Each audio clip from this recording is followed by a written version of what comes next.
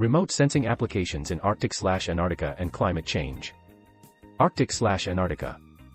1. Calculating the depth of snowpack. Forget about putting on your winter jacket and scarf for measuring snowpack depth. Snowpack is the accumulation of snow over extended periods of time. Specifically, they feed into rivers as the snow melts. This is why snowpack makes an important source of information for flood control and drinking water. As you can imagine, there is a high level of difficulty measuring the depth of snowpack. NASA has had the most success using LiDAR and a spectrometer as part of their airborne mission to measure snowpack depth. Both these variables explain the absorption of sunlight and the rate of snowmelt. 2. Exploring, protecting, and navigating in the Arctic. Things are kind of in flux now for who is claiming what in the Arctic. The US, Russia, Canada, and the Danish are all staking their territory. But no one can tap the Arctic until all countries come to an agreement. Mineral extraction, natural gas, as well as potential shortcuts for shipping routes, the Arctic may be one of the last great frontiers for human development. Heavy-duty tasks like sea ice monitoring, ship tracking, and national defense make satellites a heaven-sent opportunity for maintaining sovereignty in the north. 3. Studying glacier melts and effects on sea levels. Glaciers hold the largest freshwater reservoir on Earth. You can find 99% of glaciers in the polar regions. NASA's GRACE satellite showed that the Alaskan glaciers were losing mass at about 20.6 gigatons per year.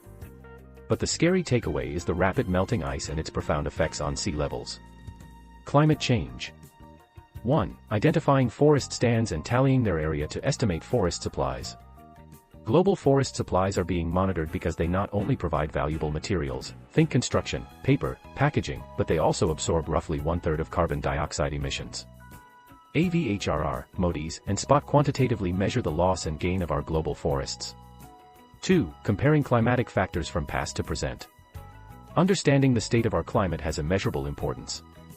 NASA is mapping different climate factors on a monthly basis to see how much these variables change in global time series climate maps. Through this lens, we can map out climate variables like carbon monoxide, chlorophyll, and aerosol size as a function of time. Remote sensing satellites include MODIS, CERES, AMSRE, TRMM, and MOPIT. Never in our history have we understood Earth's climate as we do today. 3. Measuring the rise of sea levels. Every year Venice is sinking a little more. Measuring the rise of sea levels is a perfect example of a large-scale application done cost-effectively. There is no need to go on the beach and bring out your measuring stick at sea level all along the coast. In order to understand sea level rise, you need good baseline spatial data. Measuring sea level rise is a function of time with centimeter accuracy measurements using remote sensing data. 4. Comparing the past and present with human impact change. The Landsat missions are the longest-running Earth observation missions ever. Its digital records date back to the 1970s. If we want to understand landscape change, the Landsat missions give us a snapshot back in time. We can learn from the past for future generations.